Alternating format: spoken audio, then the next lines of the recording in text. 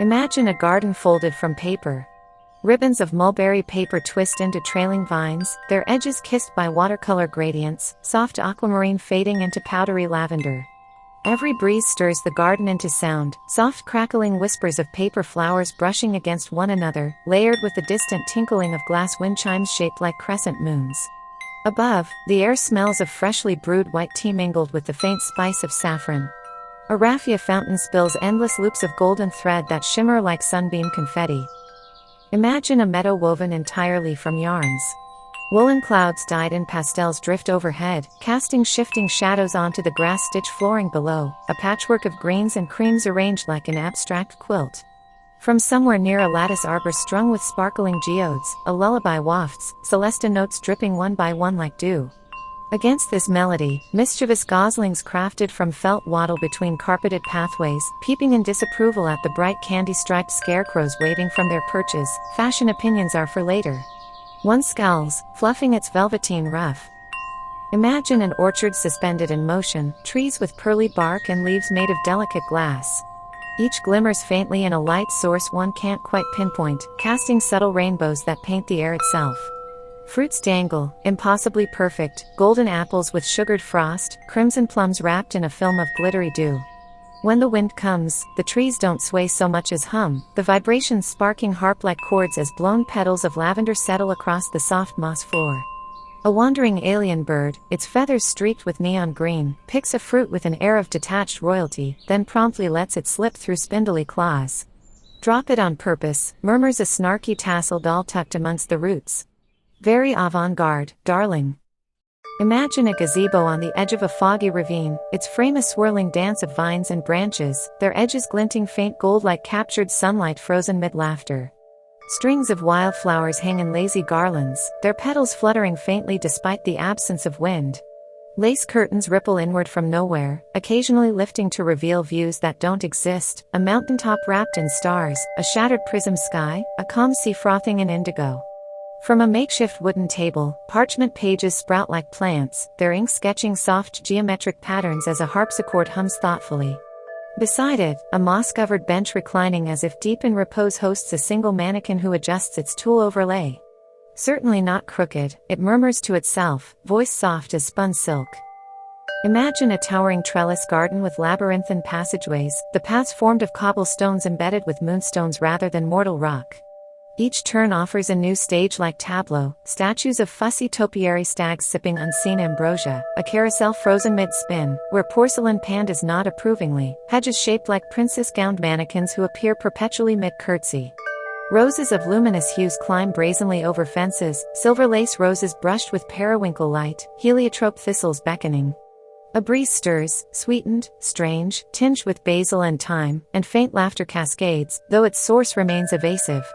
High above, glass rooftops shed refracted amber light in rhythms that feel orchestral. Imagine a greenhouse forest obscured by frosted panes, where winter whispers settle like murmured secrets caught against the glass. The air feels suspended, crisp and mint-laced, with only fragile hints of motion in the soft swirls of snow drifting nowhere in particular. A frozen waterfall streams upward, curling into glowing floral shapes as phantom fires flicker deep behind the glass.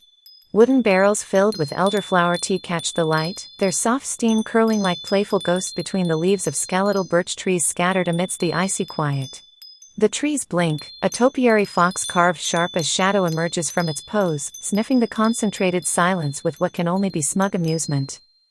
Imagine a floating garden, its boundaries tethered not by walls but an endless horizon of twilight skies.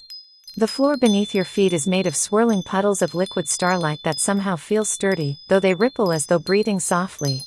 Translucent lilies thrust upward, their stems glittering like spun sugar strands, and atop each, hummingbirds with wings painted like shattered rainbows dip ceremoniously into invisible nectars. Every note in the garden is a lullaby, the taps of soft raindrops too delicate to feel, the distant melancholy purr of a harmonium. And beneath these sounds, the hum of air moving in ways that feel like unspoken phrases. Above, fireworks of multi-hued petals bloom, lingering too long before fading. Imagine a stairway curling into mist, each step worn smooth by feet that never existed. At its base, a koi pond teems with living paints rather than fish, brushstrokes of teal, vermilion, and honey flowing and darting back and forth beneath the still frosted surface. In the cascading silence, glass bells hang from dangling silver threads, each glowing faintly with reflected moonlight. A puppet-sized panda dips a toe into the pond absently, dragging strokes of mist into loops. "Think it needs glitter," it mutters balefully to the breeze, before fading amongst pine-scented fog. Alongside the stairway's rail grows a garden of vines made entirely out of fine embroidery floss, their leaves posed impossibly sharp. Imagine a campsite that's never seen Earth's gravity. Teepees held aloft by vines, woven with deep indigo threads and shimmering threads of rain, lanterns glowing faintly pastel blue. Tiny campfires float midair, their flickering light forever refusing to fall to the moss-covered floor. Across one edge of the camp, beanbag cushions embroidered with celestial maps spiral gently within a carousel-like ring of whispering wind. Each breath of sound nudges silver-feathered hats astride invisible stands, not bound to touch or ground. "Campfires should at least be practical," observes a tasseled voice, yet nearby fox-shaped shadows smirk back as tendrils trail up endlessly into mist. The autumn bonfire spirals on. Imagine a wisteria swing garden cradled between the shifting clouds of twilight. Above, the blooms glow faintly lavender and silver, their tendrils weaving faint patterns into the breeze, tangling into amorphous crescents when they're left to meander. All around, air ripples not in temperature but hue, fluctuating between the softest lilac and muted goldenrod. Tiny music boxes scattered along the stone path wind themselves at random, tinkling melodies that scatter like fireflies in dusk air. Here and there, ill-tempered scarecrows in flowing Rococo-inspired regalia point toward the benches carved into persimmons, their beaded cuffs jangling furiously when ignored. The sun hovers obediently low, gilding nothing yet brightening secrets. Imagine petals folded like parchment, their veins inked with silver filigree that catches light too ethereal for any sun. Trees rise, not heavy with foliage, but as slender frames etched entirely from jagged geodes. Beneath them are pools of tea that swirl in bright galaxies, cinnamon-hued velvet curls dotted with luminous herbal moons. Swans of glassy frost pirouette lazily around the pools, their wings dripping crystalline icicles. Somewhere in the deep thrum of this imagined grove, a xylophone clicks out notes of autumn rain bouncing on hollow wood. Further ahead, vines bow into heart-shaped lattices that crumble faint gold as paths wander deeper.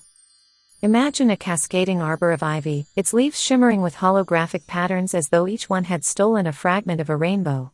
The ground beneath it crackles softly, a curious mix of fallen eucalyptus petals and glittering pebbles that shift colors with every step, like walking on prisms. A breeze trails through, carrying the faint bite of wild mint, crisp and untamed, mingling with the sweeter notes of freshly bloomed safflower. Along the sides, mischievous hedgerow figures, part sculpture, part topiary, silently play freeze tag, caught mid-lunge with faces of comedically exaggerated mischief. One, shaped suspiciously like a cat, twitches a leafy paw as if daring anyone to look too long. Imagine a hidden pond, its edges bordered by candlestick-shaped trunks of luminous birch trees. The water itself is as dark as midnight but glows faintly where lily pads float, each pad shaped like a starburst, their points dusted with glimmering pollen. Beneath the surface, koi fashioned entirely from streaks of sapphire and liquid silver dart in languid, artistic loops. Above, cascading ruffles of voile create a sky where none should belong, gently diffusing light in thin, iridescent waves. A wicker chair sits seemingly abandoned on the pond's edge, its cushion plump with brazen layers of plaid and colors too daringly mismatched to be accidental. Perched on its armrest, a tassel doll with yarn for hair mulls over a teapot in the shape of a melon, whispering, "Fruit-shaped teapots should come with instructions." Outrageous otherwise.